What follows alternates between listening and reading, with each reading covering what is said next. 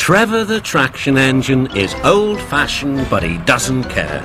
He knows that he is really useful, like his friend Edward, the blue engine.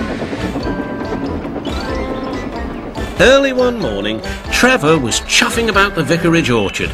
He had important news for Edward. The vicar says that not all children are able to have holidays by the sea, so he's having a garden party to raise money for a seaside trip. I'm going to be the star attraction, chattered Trevor, giving rides to all the visitors. The vicar is putting up posters all about it. I'd like to help too, sighed Edward, but without my rails I wouldn't be much good at a garden party. It was a beautiful day, but Edward was worried. I wish there was something I could do for the party, he said. I'd like to be helpful like Trevor. Edward's driver laughed. You're helpful in your own way, and that's on the railway.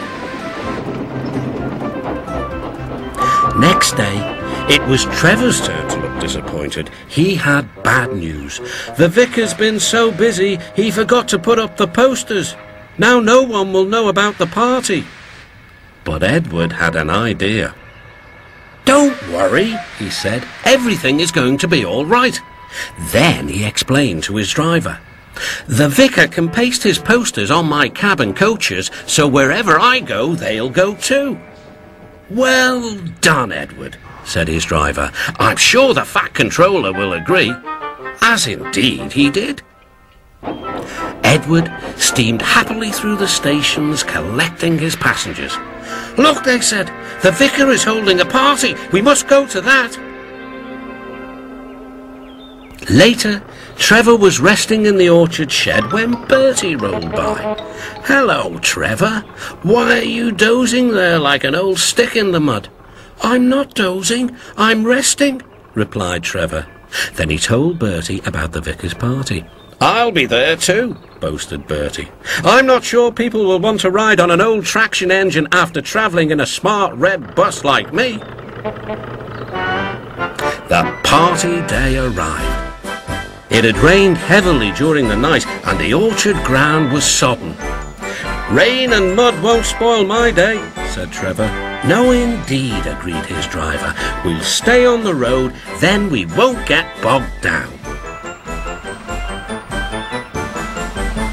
Trevor was soon busy trundling up and down the quiet country lane, carrying lots of laughing children.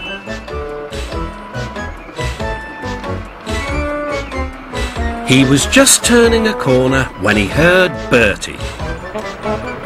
Hello, old-timer. I'm taking everyone to the party. Edward's idea is really working.